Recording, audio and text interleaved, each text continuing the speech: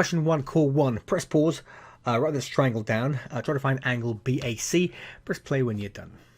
So this is a typical kind of trigonometry question over here. We need to find out angle BAC. So BAC is this angle over here. It's always the one in the middle, remember.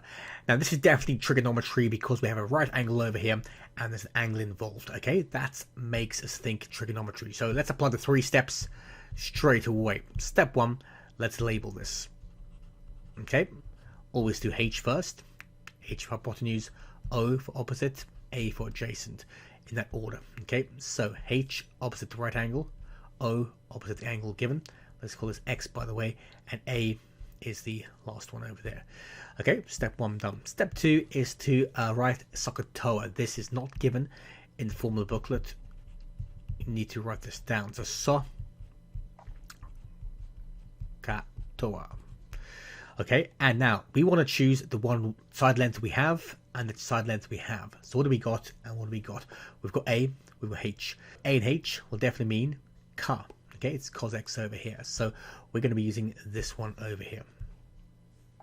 Okay, so step 2 was to write a mnemonic and choose it. Step 3, let's apply this. So step 3, we're going to apply this with a triangle. Some students use a algebra method. We're going to be using triangles like we do in this video over here, and in general throughout this whole of maths memories. It'll be a triangle like this. Now the middle number, which is A over here, will always go up. Okay, if that's A, then this will be A over here. This will be CX. X stands for your angle, times for multiply, H over here. And you want to cover up with your finger, any finger, cover up obviously the one you want to find out. You want to find out X, don't we? Okay, so we're going to cover up CX, cos and X go hand in glove together. It'll be basically be finding an angle.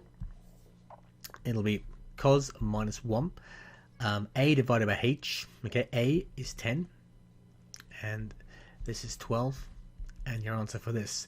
So if you do shift cos 10 over 12 and you press equals, you get an answer of 33.6 degrees. So that's your answer for this simple question over here. So make sure you look back and you understand how we got that. That's the value of X. Question 2, core 2. Press pause, write this question down on Rachel buying a car. Again, another worded question on functional maths business, parts A and parts B. Press play when you think you have the right answer. So Rachel buys a car. The cost of the car is £12,500 plus VAT of 20%. That's on top of that, by the way. That's when we write it like that. She pays a deposit of £3,000 and the rest of the cost she splits into 20 equal installments. Pretty much how we deal with things nowadays. Okay. Over a 20-month period. How much did Rachel pay every month? So first of all, let's do this question and let's try to understand the initial bit. So £12,500 plus a VAT of 20%. This is a calculated question. So the total cost of the car, it would be on the calculator £12,500 times 1.2. Okay, that should give us £15,000. So now she pays a deposit of £3,000, so it's obviously £15,000. Take away £3,000, okay, which is £12,000. That's how much she has to pay within 20 installments. So if there are 20 installments, you simply divide this by 20. So £12,000 over 20 on the calculator. That should give us £600. So fairly simple. That's what she should pay every month. £600. To her, the hire purchase company. Okay, right, now part B. Rachel wants to pay off the loan quicker. How much would she have to pay per month if she were to pay back in only 15 installments? 15. Okay, so not 20, 15. So we simply divide that initial amount, £12,000, by 15. So we do that, we get £800 per month. All right, so that's how much you should pay every month. So quite a simple question actually, but getting you to understand the gist of how we deal with hire purchase and things like this to do with cars.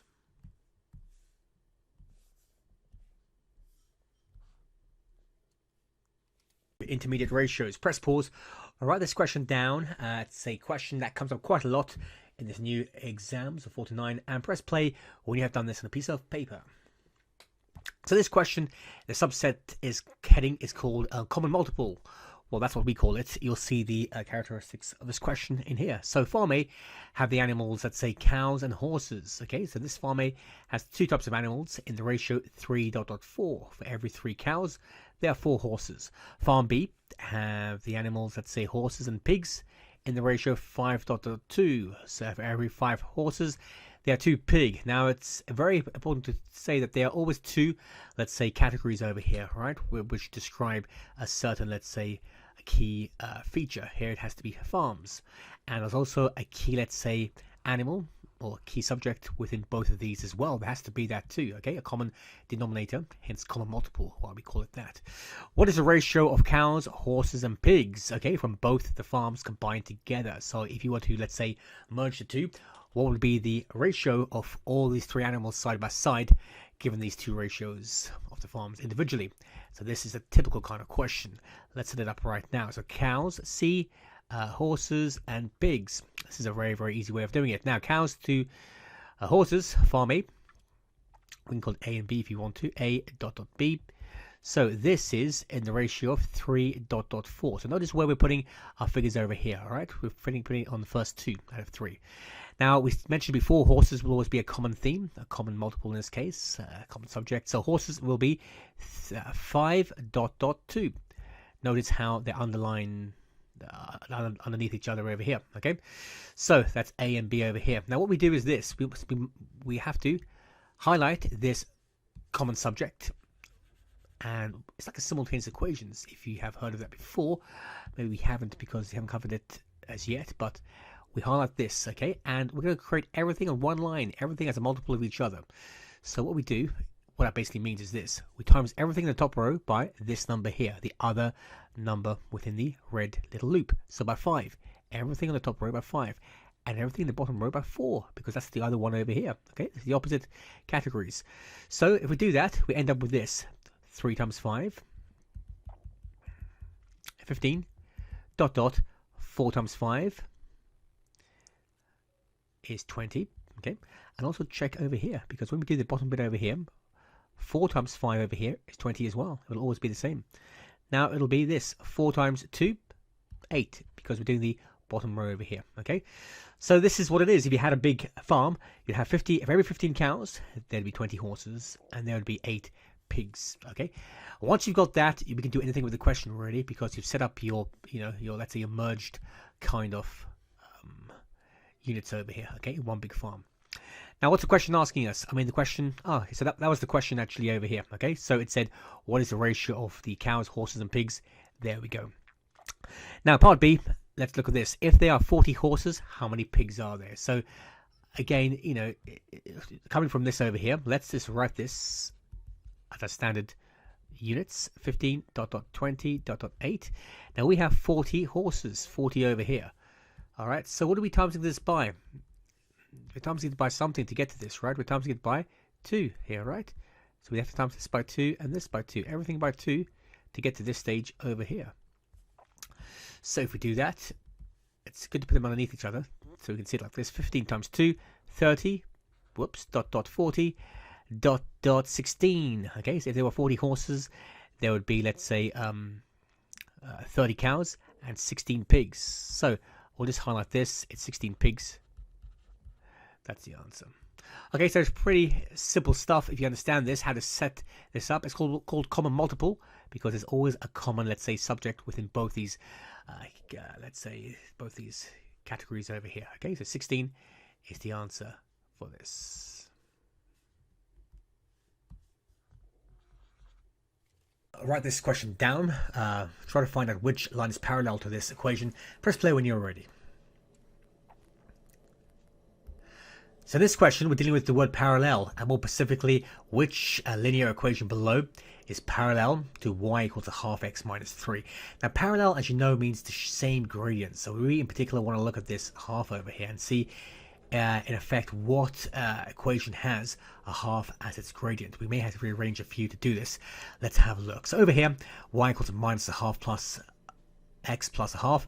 Clearly this is going to be minus a half here, so this is not going to be the one over here. We want a half.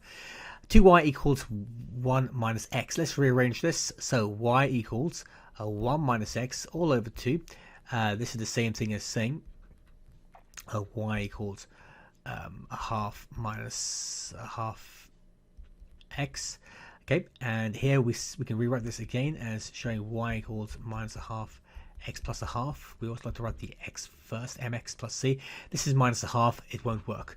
Next one, let's rearrange this one over here. So we've got minus 4y equals, let's say, minus 2x plus 6. We've created this plus 2x over here and shifted it to make a minus 2x. This now, let's divide everything by minus 4. So y would equal minus 2x plus 6 over minus 4 over minus 4, which actually is going to be y equals a half x plus, let's say, 3 over 2. This actually is a minus over here. This works because we have a half over here. Half matches a half over there. 2y equals 4x plus 3. This would be y equals 4x over 2 plus 3 over 2, which actually equals y equals 2x plus 3 over 2. So in fact, what we have is this one. This is the one that works. The rest are just obviously there to confuse you, but you've got to rearrange each one if you have to get the right answer. So part C is the answer over here. So press pause, write parts A and B down, and press play when you're ready. So here we're dealing with different types of factorizing problems, all within a fraction, hence the word quadratic fractions for this topic over here. So let's identify this numerator, x squared plus x minus 6. This is, guess what, it's the quad box, a basic quad box, because there's no obviously coefficient in front of here. Let's look at the bottom one over here, and this bottom one will be dots. Okay, it's basic dots again because there's no coefficient in front of the x squared over here as well. Okay, so it's quite a simple question actually. So let's deal with this, the top one. So quad box. Let's look at the quad box and let's create a quick quad box over here. And let's look at two numbers that multiply to get minus 6 and add up to get 1 because of the coefficient over here. So these numbers will be 3 and minus 2, 3 and minus 2. So let's plug this into now our numerator and let's see what we get with this. So let's draw our fraction here and let's see this. So we have on top our two brackets and x plus 3 and minus 2. So the bottom denominator, this is basic dots. So basic dots is quite simple. Take the square root of 4. So we have our two brackets again, x and x, and the square root of 4 plus 2 minus 2. Whoops, and minus 2. Now the beauty about this is that things will cancel. So over here, you've guessed it, it's actually the x minus 2 that cancel. So let's slash these two out and rewrite this as x plus 3 and over x plus 2. That's your final answer with all these steps. Part B. So we won't go into too much depth. Let's look at this first one over here. This is obviously the quad box once again. So the quad box says two numbers to multiply to get 6 and add up to get minus 5. So let's think of these two numbers, and these two numbers would be, well, multiplies to get 6, adds up to get minus 5. Okay, let's pick minus 2, minus 3. Okay, these come up quite a lot in the exam, 2 minuses by the way, so just be aware of that. So we've got on the numerator, we've got these two brackets over here. We've got x minus 2 and x minus 3. So let's write that. So x minus 2, x minus 3. And the bottom one, we have simple dots. We have the minus 9. Square root of 9 is 3. So x plus 3 x minus 3. These are very, very simple, in fact. We cross out the ones necessary. So the ones necessary are the x minus 3 brackets, because they appear both in the numerator and denominator. Let's cross them out, and let's rewrite this question as, or the answer rather, as x minus 2 over x plus 3. That's your final answer for these two. Let's just highlight these so you know which ones are which. So final answer for part 1 was that, and the final answer for the second part was that. Press pause, write this question down, and press play when you have finished. So again, we should be used to the familiarity of how to identify and rearrange the mean. 12 pupils run a 100-meter race in 13.8 seconds. So straight away, let's categorize this as category A over here. We clearly have a total frequency, and we have a mean over here as well.